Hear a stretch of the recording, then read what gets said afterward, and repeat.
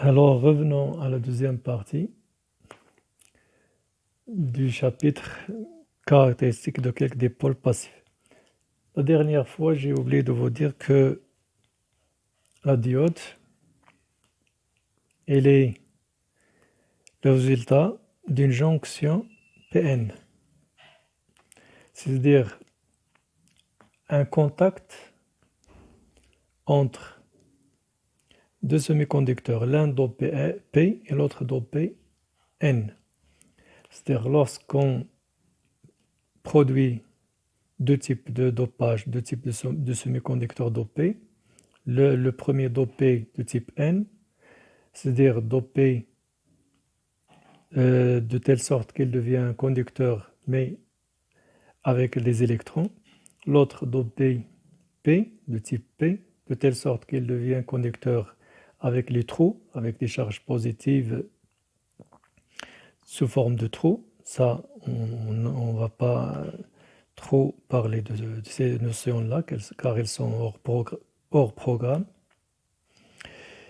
Alors, lorsqu'on arrive à produire deux types de conducteurs, de semi-conducteurs, l'un dopé de type N, l'autre dopé de type P, alors qu'est-ce qu'on fait? On les met en contact de cette façon.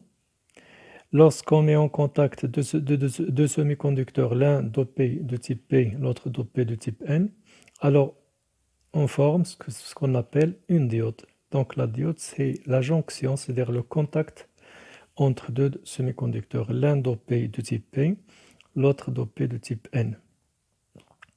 L'anode, la cathode. Aussi, à quoi sert une diode? Il sert à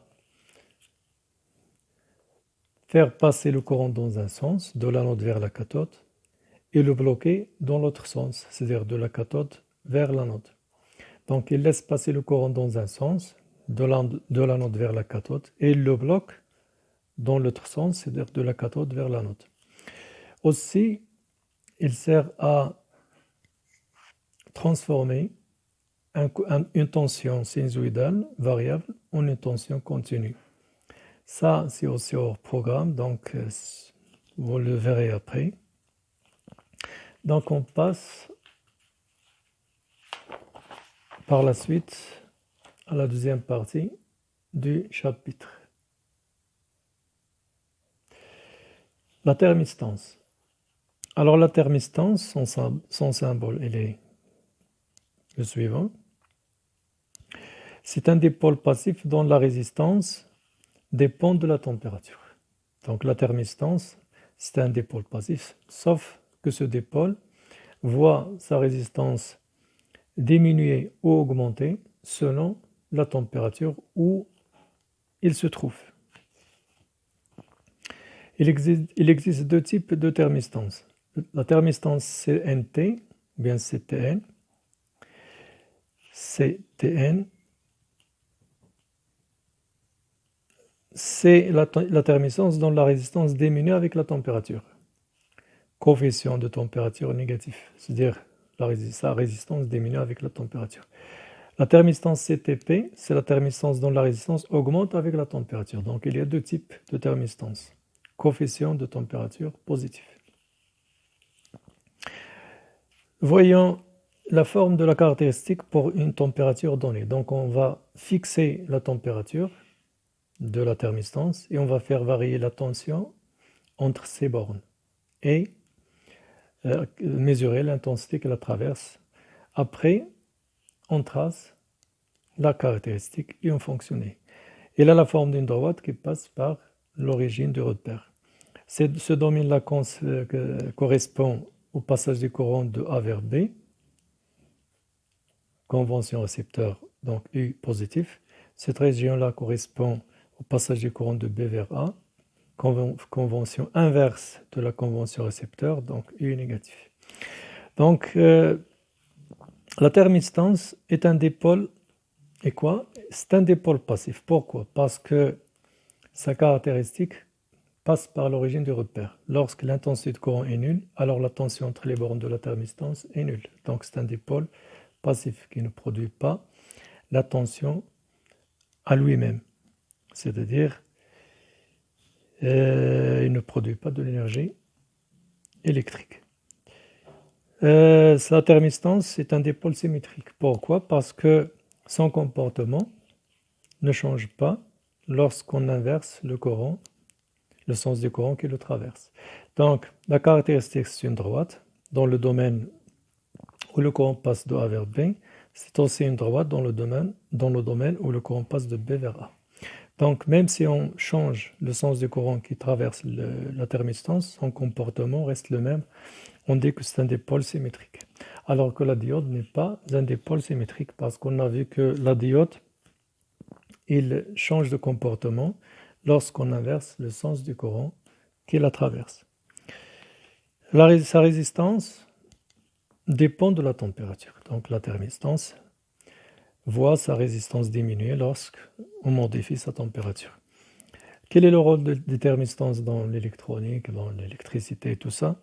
Son rôle, c'est de détecter la température. Il détecte la température, c'est-à-dire il y a une relation qui lie la température qui lie la tension entre les bornes de la thermistance et la température de cette thermistance. Donc, sachant la tension entre les bornes de la thermistance, on peut en déduire sa résistance, sa température. Donc, connaissant la tension entre les bornes de la thermistance, on peut en déduire sa température. Il existe une relation qui lie la tension entre les bornes de la thermistance et la température. Donc, sachant la tension entre les bornes de la thermistance, on peut calculer la résistance de la thermistance et par la suite calculer la température de la thermistance. Donc, il y a une relation entre la tension entre les bornes de la thermistance ou bien et la valeur de la température, et aussi il y a une autre relation entre la résistance de la thermistance et la température. Donc, sachant la tension entre les bornes de la thermistance, on peut en déduire sa résistance. Et sachant sa résistance, on peut en déduire sa température. Donc, il y a une relation qui lie la tension entre les bornes de la thermistance et la température de la thermistance. Sachant la tension entre les bornes de la thermistance, on peut en déduire la résistance de la thermistance. Et sachant la résistance, on peut en déduire la température de la résistance. Car il y a une relation qui lie la résistance de la thermistance et la température de la résistance. Ça, c'est hors programme. Donc, la thermistance joue un rôle très intéressant en électronique et dans la robotique. Il permet de détecter la température, la valeur de la température. Donc, grâce à une thermistance, qu'on peut mesurer les températures en électronique. Donc, il joue un rôle très important. Et c'est pour cela les thermomètres électroniques qui mesurent la température sont à la base de thermistance. Ils sont à base de thermistance. Alors passons à la photorésistance. Symbole, un rectangle et deux flèches. C'est un dipôle passif dont la résistance dépend de l'intensité de la lumière qu'elle reçoit. La thermistance, c'est un dipôle passif, mais sauf qu'il a la propriété de voir sa résistance diminuer lorsqu'il reçoit une intensité de lumière suffisante. Alors, caractéristique pour une intensité de lumière donnée. On va fixer l'intensité de la lumière qui arrive sur la photorésistance. On va fixer l'intensité de la lumière qui arrive sur la photorésistance. Et on va faire varier la tension entre les bornes de la photorésistance et mesurer l'intensité afin de tracer la caractéristique. La caractéristique, c'est aussi une droite qui passe par l'origine. Ici, ce domaine correspond au passage du courant de A vers B, U positif. Ici, le passage du courant de B vers A, U négatif. Donc, la photorésistance est un dipôle. Passif, pourquoi? Parce que sa caractéristique passe par l'origine du repère. Symétrique, parce que son comportement ne change pas lorsqu'on inverse le sens du courant qui le traverse. Une droite, la même chose. symétrie par rapport à O. Il a la propriété de voir sa résistance diminuer quand il reçoit de la lumière, quand il se trouve sous la lumière diffuse. Donc dans la résistance diminue quand l'intensité de la lumière qu'il reçoit augmente. Plus on augmente l'intensité de la lumière qui arrive sur la photorésistance, plus la résistance diminue.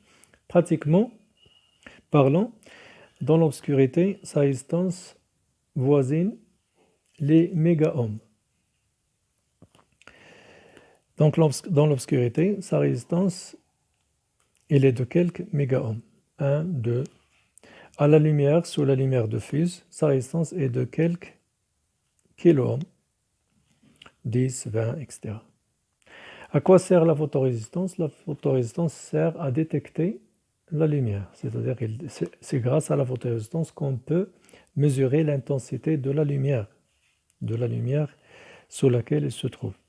Donc, chaque dipôle joue un rôle bien déterminé en électricité ou en électronique.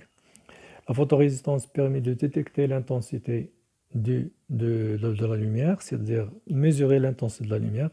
Il y a une relation qui lie l'intensité de la lumière et la résistance de la thermistance. Sachant la résistance de la thermistance, on peut savoir l'intensité de la lumière sous laquelle se trouve cette photorésistance. La thermistance, elle permet de mesurer la température. Car sachant sa résistance, on peut déterminer on peut déterminer la température où cette thermistance se trouve. Donc chaque dipôle positif joue un rôle bien déterminé. La photorésistance, la thermistance s'appellent des détecteurs. Ils sont surtout utilisés en robotique, dans les robots, parce que le robot a besoin de capter, a besoin de déterminer les conditions de température, de lumière avoisinant. Donc c'est pour cela que la thermistance et la photorésistance jouent un rôle très important dans la détection de la température, de l'intensité de la lumière, etc. J'espère que je n'ai rien oublié. Donc voilà, c'est tout pour cette vidéo.